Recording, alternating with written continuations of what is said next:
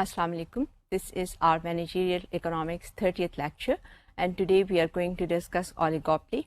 As we have discussed in our previous lecture, some of the models, that is price setting model by Bertrand and the output setting model by Cournot. And we have seen that we have said that there are various oligopoly models. There is not a unique single general oligopoly model, and therefore we have to discuss all these models. Today we are going to discuss Stackelberg model, which is given by the German economist Stackelberg in 1934. This model is a modification of the Cournot model, and here we will see that this model assumes that the output level which is initiated by a firm, that firm is called the leading firm. The leading firm is the firm which initiates the process of output determination. And this is, as I said, this is a modification of the Cournot model in the sense that here the leading firm has a prior knowledge of the output reaction curve of the other firm. That is, one of the firms in the industry is a leading firm, and the remaining firms are the following firms, that is, the firms that are following the policy of the leading firm. So in this case, the rival firms, they follow the policy of the leading firm. But the difference between the Cournot model and the Stackelberg model is that here the leading firm already it has a prior knowledge of the output reaction curve of the Cournot of the other model, which in whereas in Cournot model this was not assumed. In order to explain this model, we will reconsider the example that we have given for the Cournot model in our previous lecture. So if we look at the slide, we can see that we have the same demand function here, where the demand function for the market, as you can see on the screen, is given as P equal to 1600 minus Q. And again, we are considering a duopoly model. There are two firms in the industry, that is A and B. So that their total output Q is equal to QA plus QB. We further assume that their marginal cost are also the same, that is marginal cost of firm A and marginal cost of firm B are equal, are identical. This is what we have already assumed in case of Cournot model. The difference here is, as you can see on the screen, that here we find the firm's total revenue of the firm A, which is the leading firm now. That is, total revenue of A is found by multiplying P times Q, and since in this case P is equal to 1600 minus Q and Q is equal to QA, so we multiply it and we get the total revenue of firm A. And here we assume that the firm A, which is the leading firm, it has the knowledge of the output reaction curve of firm B. And we substitute this output reaction function into the total revenue of firm A. You can see on screen that firm A, that is the leading firm, it already has the prior knowledge of the output reaction curve of firm B, which is given as QB is equal to 750 minus 0.5 QA. By substituting firm B's output reaction curve into the firm A's total revenue curve, we get 1600 QA minus QA square minus QA multiplied by the output reaction curve of the firm B, that is 750 minus 0.5 QA. So that now we get total revenue A is equal to 850 QA minus 0.5 QA square. And now differentiating this total revenue for the firm A with respect to QA, we get the marginal revenue for firm A, and that is equal to 850 QA minus QA, and this is the marginal revenue function of firm A, and we have already said that the marginal cost function of firm A and firm B is the same, and that is equal to $100. So equating these two, that is marginal revenue of firm A and marginal cost of firm A, we get the profit maximizing level of firm A. So equating, we set these two curves equal, that is the marginal revenue for A and marginal cost for A, and we solve for QA, and we get QA equal to 750 units. Now we already know, we have assumed that firm A, it has the prior knowledge of the firm B's output reaction curve. And this reaction curve is given by QB equal to 750 minus 0.5 QA. Now we know QA is equal to 750 units, so substituting QA equal to 750, we get QB, that is the output which is produced by the following firm, that is the firm which is following the leading firm. So आप देख सकते हैं that after firm A determined its output level, the amount produced by firm B is calculated from firm B's output reaction curve.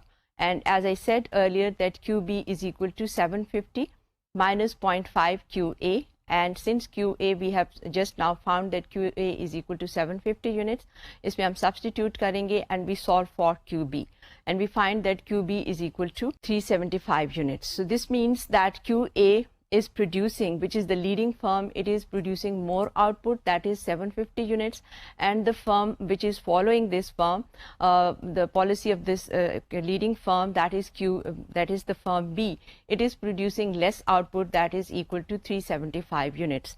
So the total output which is being produced in the industry, that is equal to QA plus QB. Adding 750 plus 375, we get 1125 units.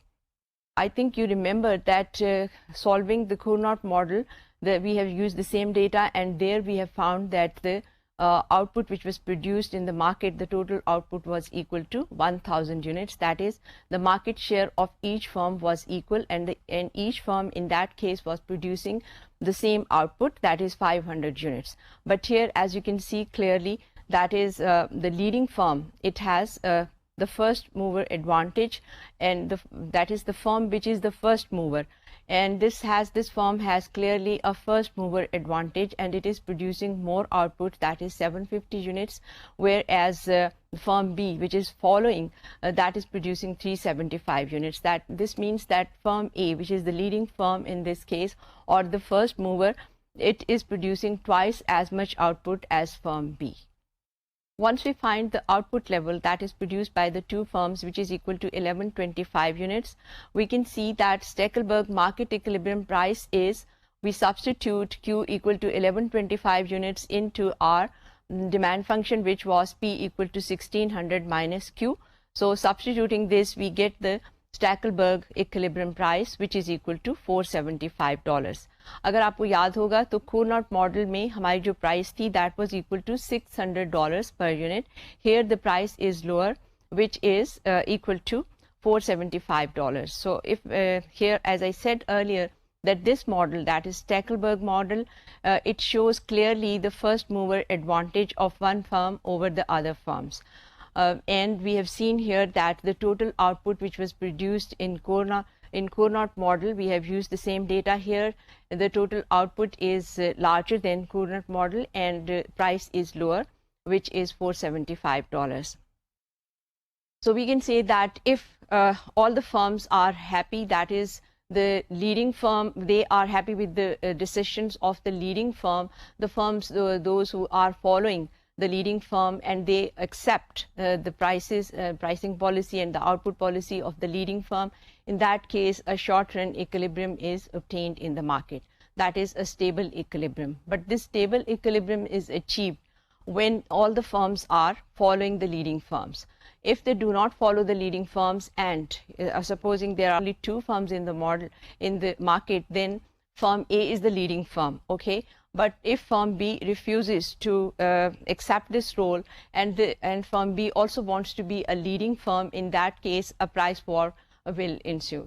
एक price war जो है वो शुरू हो जाएगी, और जिसकी वजह से एंड जो होगा, जैसे हमने पहले भी कहा था, the end will be that one firm undercuts the other firm. Price जो है, अगर एक फर्म कम करेगी, दूसरी भी उसके जो मूव होगी, उसकी काउंटर मूव दूसरी फर्म भी प्राइस को कम करेगी, जिसकी वजह से क्या होगा कि एक प्राइस वॉर जो है वो स्टार्ट हो जाएगी, and the result will be, the solution will be a competitive model solution, जिसमें कि प्राइस जो है लॉन्ग रन में हम देखेंगे कि नॉर्मल प्रॉफिट्स जो हैं the firm will be able to earn only normal profits. So here we have seen that how Stackelberg has presented this model, and in this model the idea of a leading firm and a following firm is given. Another form of the leadership is this price signaling. In this case, one firm is signaling the prices, and the other firms are following those pricing policy of the signaling firm, which is called the price, which is also a concept of price leadership. So इसमें जो firm leader है, that is giving the pricing policy, and the other firms in the industry, they are following this pricing policy. Now, as far as price leadership is concerned, in this model, basically there are three types of models which are well-known models, and they are sometimes considered or discussed separately, or sometimes they are given as a single consolidated model. The three reasons which establishes one firm as the leader of the industry, number one is that the firm is the largest or the dominant firm.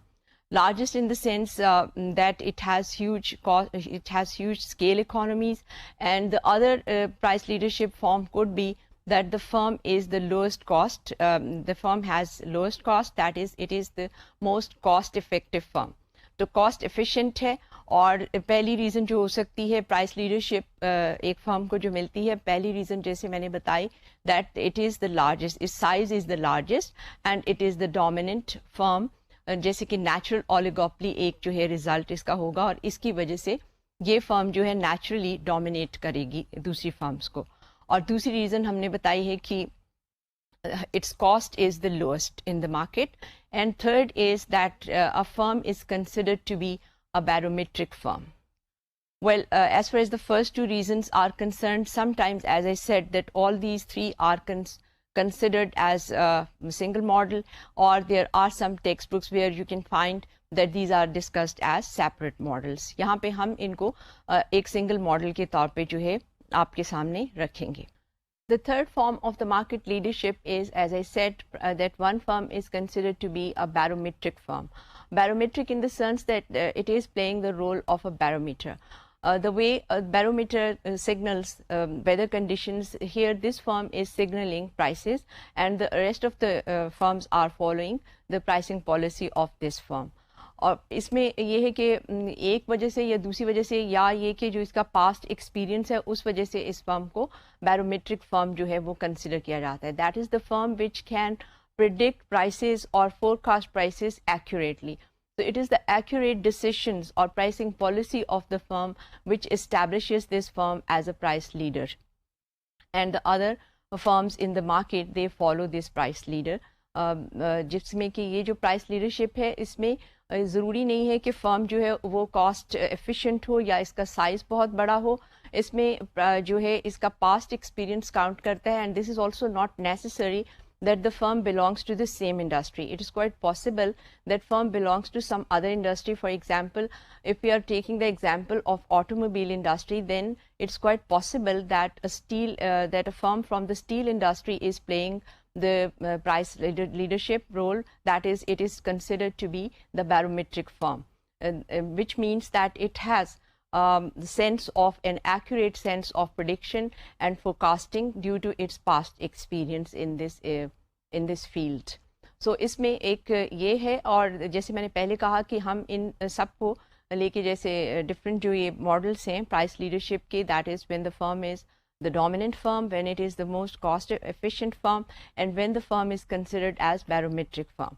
For this purpose, in order to illustrate this, we have drawn a diagram which you can see on the screen. In this diagram, you can see that the total demand of the industry, this is given by the demand curve which is labeled as DT. The firm that is leading the entire firms, its demand curve is labeled as DL, and its corresponding associated marginal revenue curve is associated as MRL, whereas the marginal cost of the leading firm is labeled as MCL, and MCF, F is for following. The firms that are following MCF, that is the marginal cost of the firms that are following this leading firm. इसमें industry में जो leading firm को follow कर रही हैं, यहाँ पे हो सकता है कि वो क्योंकि हम ज़्यादातर हमने अपनी आसानी के लिए for the sake of simplicity we have assumed that there are only 2 firms in the model, but it's quite possible that there are more than 2 firms in the model. तो यहाँ पे जो MCF है, that is marginal cost, here we have taken the horizontal summation of all the firms that are following, and this MCF is presenting the marginal cost of all those firms that are following. That is the rival firms, and they are following the policies adopted by the leading firm. इसमें आप देख सकते हैं कि यहाँ पे MCF जो curve है, that can be considered as a supply curve of the remaining firm, that is the following firm. So the point where the supply curve, that is MCF or SF, intersects with the demand curve, which is the market demand curve, and we have said that this market demand curve is labeled as DT. So the point of intersection of these two curves is where price is equal to P3. यहाँ पे आप देख सकते हैं कि point of intersection जहाँ पे है तो वहाँ पे प्राइस जो एस्टेब्लिश होती है मार्केट में, that is P3, and corresponding to this the quantity is Q3, which is entirely produced by the following firm, that is the firms that are following, and nothing is left for the leading firm, because here the horizontal distance between MCF and DT is equal to 0, because as you can see at the point of intersections the two curves are obviously they are exactly equal, and here the output is Q3, which is entirely being produced by the following firm, whereas nothing is left for the leading firm. Here the demand function, as you can see, the demand curve for the leading firm is labeled as DL, and DL is the horizontal distance between the MCF, which is the marginal cost of the following firms, and as I said that this can be considered as the supply function of the following firm, so we can label it also as SF. So SF minus DT is equal to DL. The horizontal distance between the supply curve of the following firm and the entire demand curve of the industry, that is equal to the demand which is left for the or residual demand for the leading firm. यहाँ पे हमने देखा है कि जो leading firm है वो monopoly की तरह से बिहेव कर रही है, और यानी कि ये प्राइस एक सेट करती है जिसको जो दूसरी फर्म्स हैं वो फॉलो कर रही हैं, and the other firms they are facing the competitive market problem, that is they are facing and they are taking the prices as given. Here we can see that when price is established equal to P2, you can see on the diagram that when price is P2, the firms which are following the leading firm, they are producing at the level of Q2. The remaining demand, that is from Q5 to Q2, that is produced by the leading firm. So in this case, we can say that when price is P2, the following firms are producing Q2 and the leading firm is producing the remaining, that is Q5 minus Q2 output. We have said here that the leading firm, it is operating as a monopoly firm. So obviously this will reduce at the level of profit maximizing level, and by equating the two curves, that is the marginal revenue of the leading firm and the marginal cost of the leading firm. This is here you can see that when marginal revenue curve and marginal cost curves are equal in the diagram, that is the point where price is equal to P1. At this price, the leading firm produces the amount which is equal to Q1, and the remaining demand which is satisfied by the following firms, that is Q4 minus Q1. This quantity is produced by the following firms. यहाँ पे हमने स्टैकरबर्ग के model के बाद हमने जो price leadership, क्योंकि वहाँ पे भी लीडरशिप की बात हो रही थी कि एक फर्म जो है वो लीड कर रही है और दूसरी जो है वो फॉलो कर रही है, और इसके बाद डिफरेंट फॉर्म्स जो प्राइस लीडरशिप की हैं वो हमने आपको बताई हैं. That is the firm could be established as a price leader when it is the largest firm, or when it is the most cost efficient, or the third one is that it is considered to be a barometric firm. तो इसमें जो है price war उस वक्त तक नहीं होगी जब तक कि फर्म्स एक दूसरे के साथ कोऑपरेट करेंगी.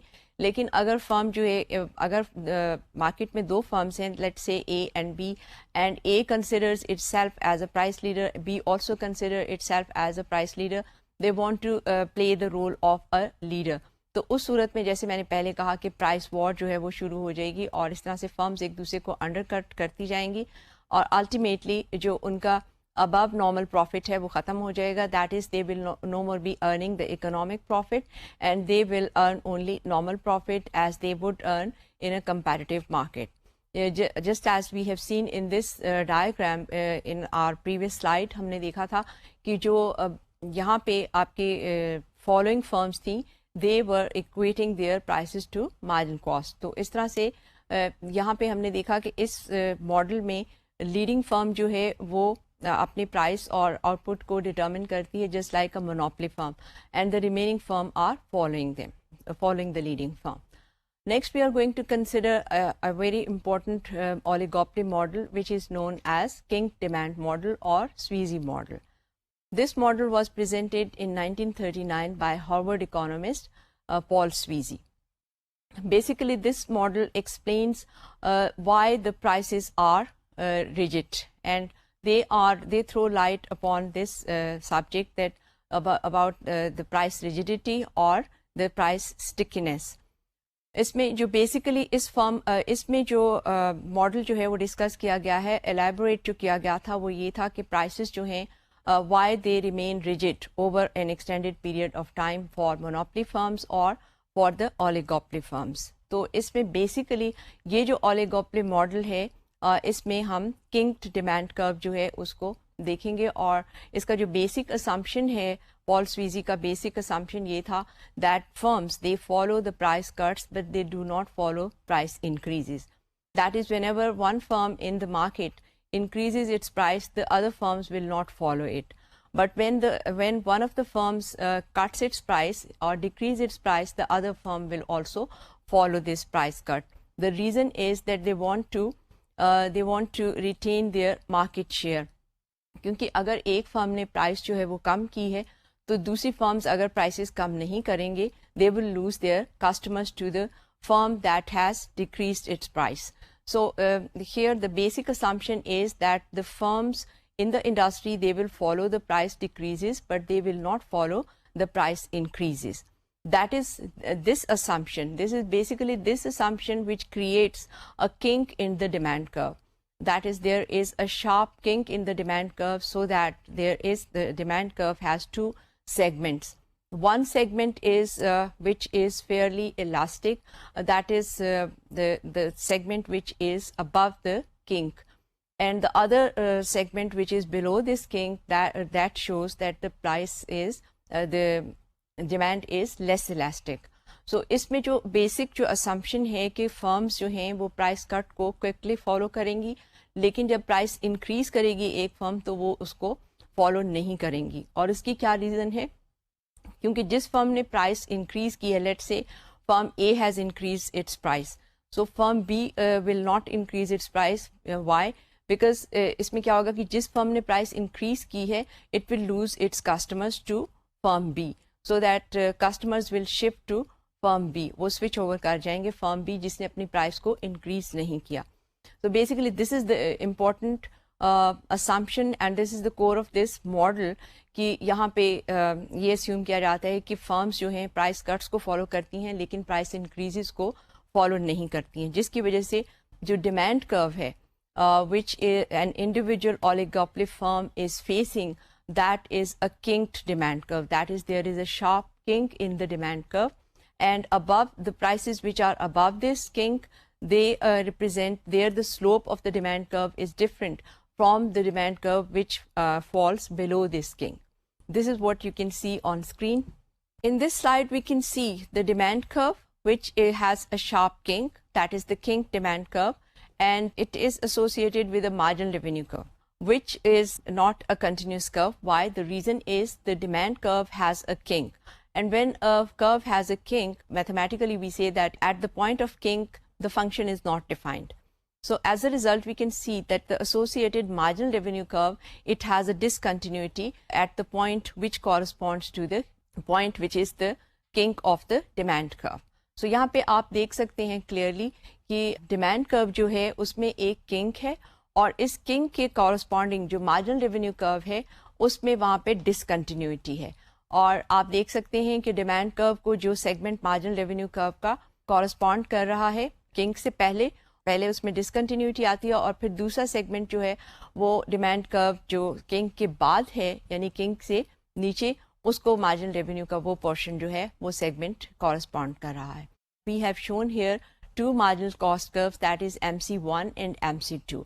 As you can see here that there is, we can draw a series of marginal cost curves, and as far as the price is concerned here, the price is determined at the kink of the demand, and this is equal to, here we have shown that at price P the firm is selling the amount which is equal to Q.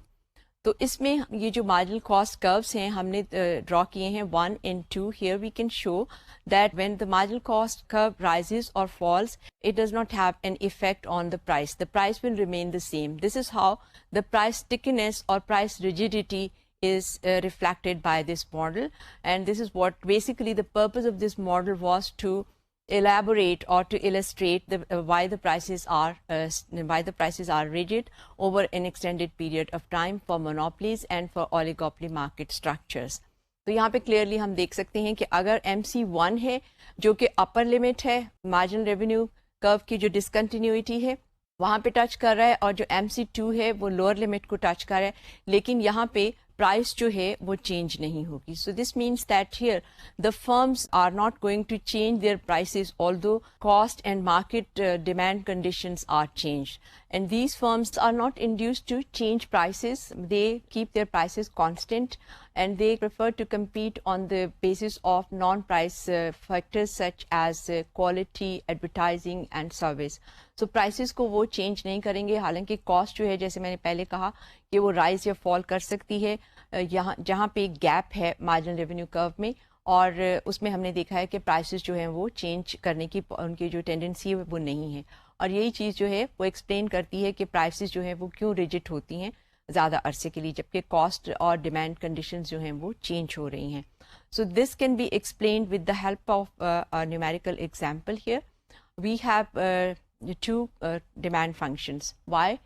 We have actually we have one demand function, but since we are saying that there is a kink in the demand function, so obviously the demand function above the point of kink is different from the demand function below the point of kink. So you can see on screen these demand functions, which are given as QA equal to 280 minus 40 PA, or this can be transformed into price function, which is PA is equal to 7 minus 0.025 QA, whereas demand function, which is representing the segment of the demand function which lies below the kink, that is QB is equal to 100 minus 10 PB, and this can be expressed as a price function, so that now it becomes PB is equal to 10 minus 0.1 QB.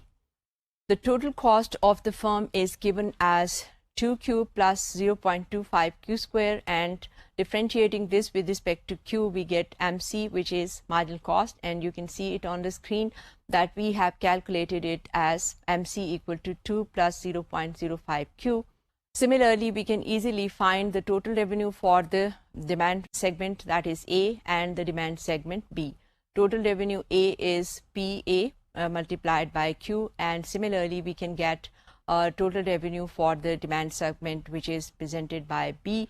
यहाँ पे हमने दो demand function नहीं लिए, हमने एक ही demand function को ये शो किया है कि एक DA है एक सेगमेंट, और दूसरा सेगमेंट जो डिमांड फंक्शन का किंक से नीचे है, that is represented by DB और QB और PB. सो अब यहाँ पे इसीलिए हम रेवेन्यू फंक्शंस जो हैं, जैसे कि हमने कहा, at the point of kink which corresponds to the point of kink, the marginal revenue curve has a gap. This is what we are going to show numerically. तो यहाँ पे आप देख सकते हैं कि जो इसी तरह से हम इनके टोटल रेवेन्यू और जो है total revenue for A and total revenue for B, we can calculate them and then we differentiate them respectively with respect to QA and QB, and we get the marginal revenue curve for the segment A and marginal revenue curve for segment B. And this is what you can see on screen. Marginal revenue A is equal to 7 minus 0.05 QA, and marginal revenue B is equal to 10 minus 0.02 QB. The point which is the kinked point at the demand curve, this is what is important, and we can see on screen, in order to find the kink in demand curve, we set Q equal to QA plus QB, since the two demand functions are PA equal to 7 minus 0.025 Q and PB was equal to 10 minus 0.1 Q. Now setting them equal, that is PA equal to PB, and solving for Q, we get here 7 minus 0.025 Q equal to 10 minus 0.1 Q, and solving for Q we get Q equal to 40. Since Q is equal to 40, we can easily find the corresponding equilibrium price, which is found by substituting Q equal to 40 either in price in PA or in PB, that is either in demand function A or in demand function B, because we have here found the point of intersection of the two demand functions, where when the two demand functions here intersect, that is the point where we have the kink in demand curve. तो उस point को पे जो quantity है that is equal to 40, and at that point the demand function A is equal to demand function B.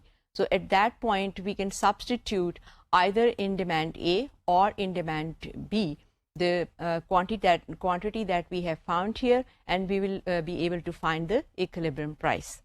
So यहाँ पे आप देख सकते हैं कि जब हम substitute करते हैं Q equal to 40 into the price function, we get price is equal to $6 per unit. In next slide, you can see here the upper and lower limit of the marginal revenue gap. हमने अभी बात की थी that corresponding to the kink in the demand curve, there is a gap in the marginal revenue curve. That is, there is a segment of the marginal revenue curve which is corresponding one segment of the demand curve, and then when there a kink occurs in the demand curve, there is a discontinuity in the marginal revenue curve. और इसी तरह से marginal revenue curve के भी दो segments हैं, और यहाँ पे mathematically हम आपको बताते हैं कि we will show you how to calculate the lower limit and the upper limit of that discontinuity or gap which occurs in the marginal revenue curve. You can see that we can easily find these upper limits and lower limits by substituting Q equal to 40 into the marginal revenue A and marginal revenue B, and we find here that the upper limit is 5 and the lower limit is 2. Since marginal cost is equal to 2 plus 0.05 Q, substituting this Q equal to 40 we get here, which is equal to 4. First, we have shown here the upper limit and the lower limit where the marginal revenue curve has a discontinuity or a gap. यहाँ पे इसको show करने के लिए इसी numerical example को जो है इलस्ट्रेट करने के लिए हमने एक डायग्राम जो है वो भी ड्रॉ की है, जिसमें आप इजीली देख सकते हैं कि डिमांड कर्व जो है उसके दो सेगमेंट्स हैं which are being presented by two demand functions, and then we have at the intersection of those demand functions we have a kink, and that kink corresponds to a discontinuity or gap in the marginal revenue curve.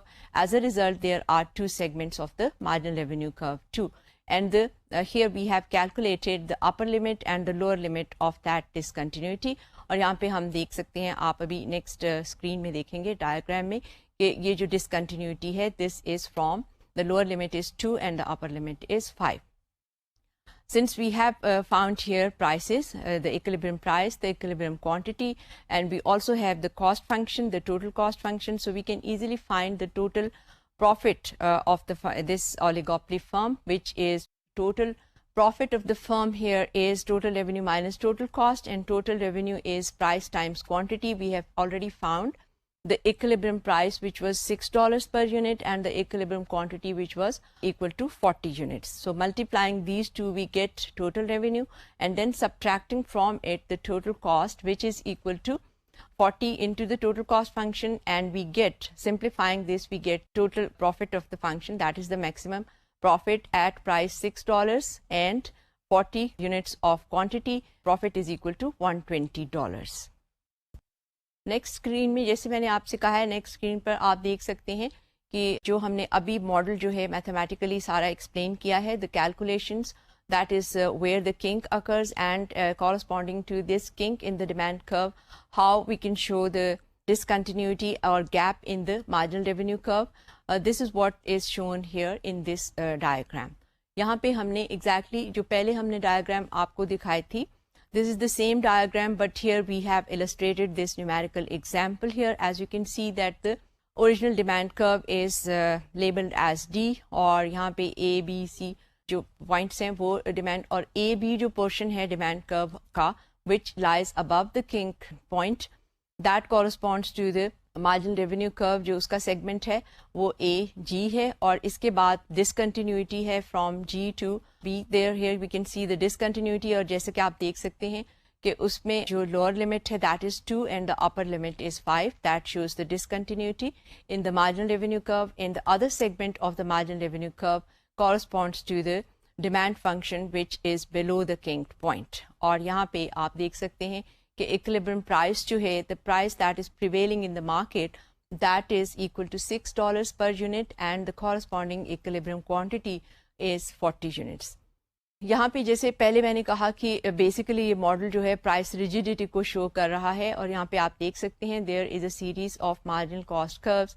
If the marginal cost rises from MC, which is given here on the screen, you can see that we have MC prime and MC double prime. MC prime is intersecting the marginal revenue at the upper limit of the discontinuity or the gap, and MC double prime is intersecting the marginal revenue that is at the lower limit, where we can see जो अभी हमने calculate किया था. तो यहाँ पे जो है ये फर्म जो है इसमें अगर कॉस्ट कर्व जो है इस डिसकंटिन्यूटी या इस गैप में जहाँ पे कॉस्ट कर्व राइज और फॉल करेगा, the firm will not change its price, जैसे हमने पहले कहा. तो this means the price will be rigid, there is no tendency to change the price will remain constant throughout as long as the marginal cost curve cuts the marginal revenue curve at this discontinuity portion या gap में. तो यहाँ पे marginal revenue rise करेगा, fall करेगा, price में change नहीं होगा unless marginal revenue rises above MC prime. In that case, the firm is induced to increase the price and lower the quantity produced. On the other hand, if the marginal cost falls, it shifts from MC double primed and it is below MC double prime. In that case, only the firm will be induced, the oligopoly firm will be induced to lower its price and it will increase its quantity. तो इसमें हमने देखा कि जो basically ये model है इसमें price stickiness और प्राइस रिजिडिटी जो है उसको एक्सप्लेन किया गया है. तो इसीलिए इस मॉडल को as far as the oligopoly market structure is concerned, it is considered to be incomplete, in the sense that when this model was presented around 70 years ago, it was hailed previously, initially it was hailed as a general oligopoly model, but later on there was criticism on this model. First of all, Nobel laureate Stigler, he has criticized it and he has questioned the existence of kink in the demand curve by saying that he has found no evidence that the firm follow the price cuts and do not follow the price increases.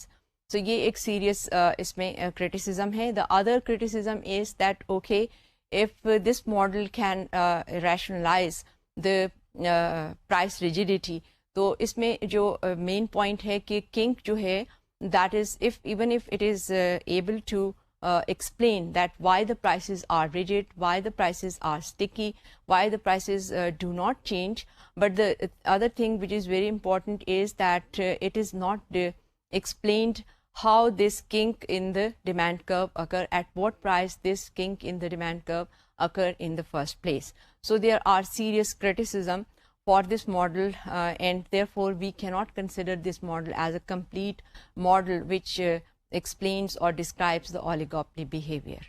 Now we are going to discuss another very important model of oligopoly, which is known as cartel or collusion. There are two situations in the oligopoly market structure, either a cartel or a collusion. I'll give you, first of all, on screen you can see the main points and then I'll explain these main points. First of all, we have overt or covert agreements. Overt agreements creates cartels that operate like monopoly.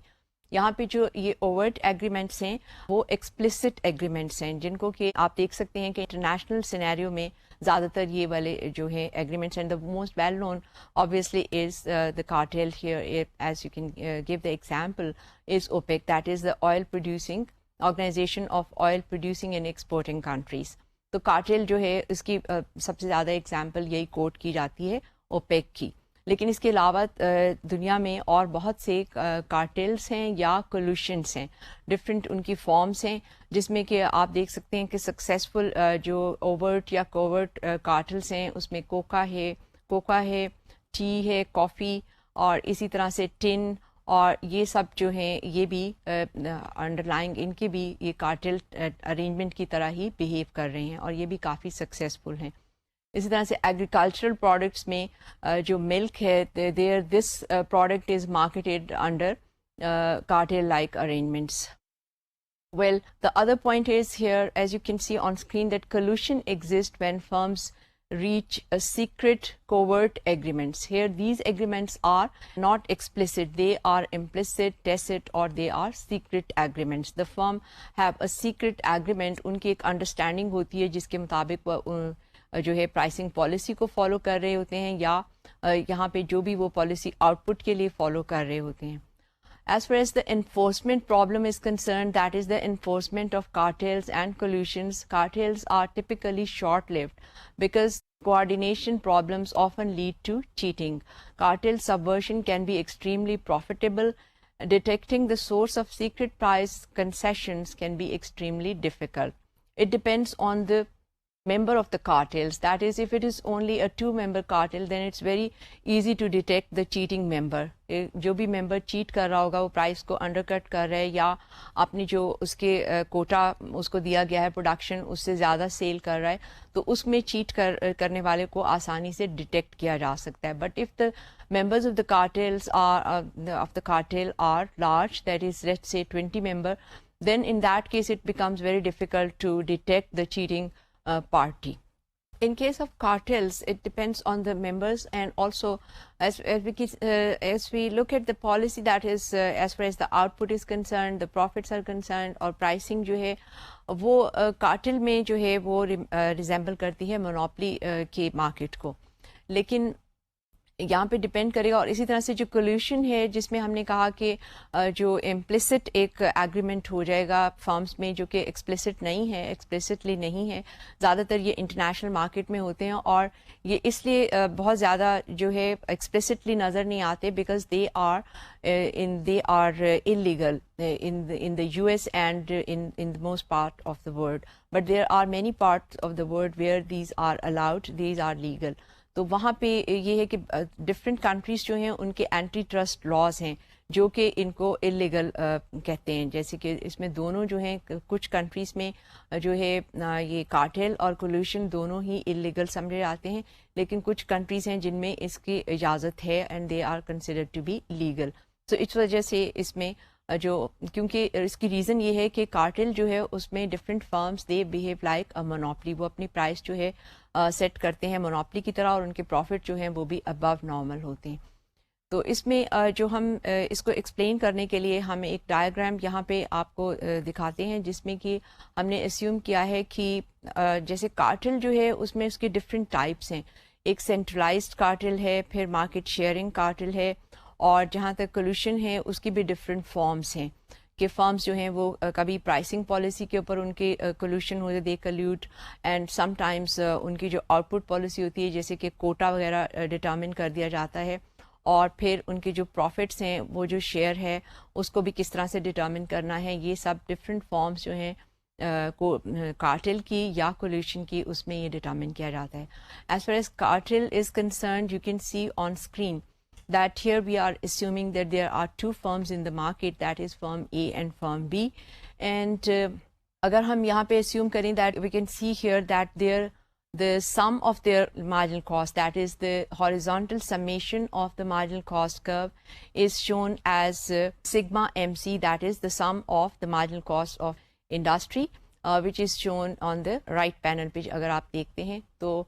और यहाँ पे marginal cost और marginal revenue और demand curve जो industry का है that is shown here in this diagram on the right panel. So when sigma MC intersects the marginal revenue curve, that is the point here you can see the average revenue or the demand curve, and price is determined as price P is tariff.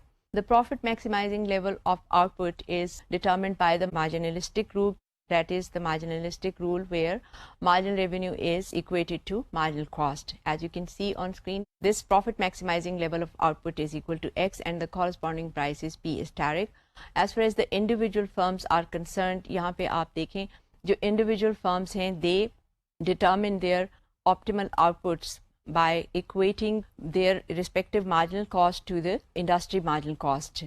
तो इसमें जो वो equate करेंगे अपने marginal cost को industry के marginal cost के साथ, और इस तरह से वो अपने आउटपुट लेवल जो है उनको डिटर्मिन करेंगे. तो यहाँ पे हम देख सकते हैं कि कार्टेल जो है वो किस तरह से प्राइस को डिटर्मिन करता है, और एक नेक्स्ट डायग्राम में आपको बताते हैं Here we have a centralized authority, that is cartel. तो इसमें भी हमने 3 panels हैं. We have shown the same 3 panels here. You can see on the extreme right, you can see in this panel again marginal revenue is intersecting the sum of the marginal costs of the 2 firms. Here we have firm 1 and firm 2, and the sum of their marginal cost is equal to sigma MC, and the point where it intersects the marginal revenue curve and the profit maximizing level of output is 50 units in this case.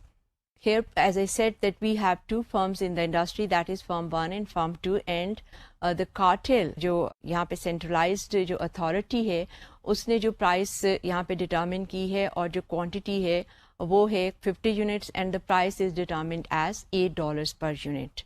Now look at firm 1 and firm 2. Here you can see that their marginal costs are presented as MC1 and MC2, or the price is $8 and they are selling at the same price, because here they are behaving as price takers, because they are considering that the price is given by the centralized authority of cartel. This price is given and they are selling at this price.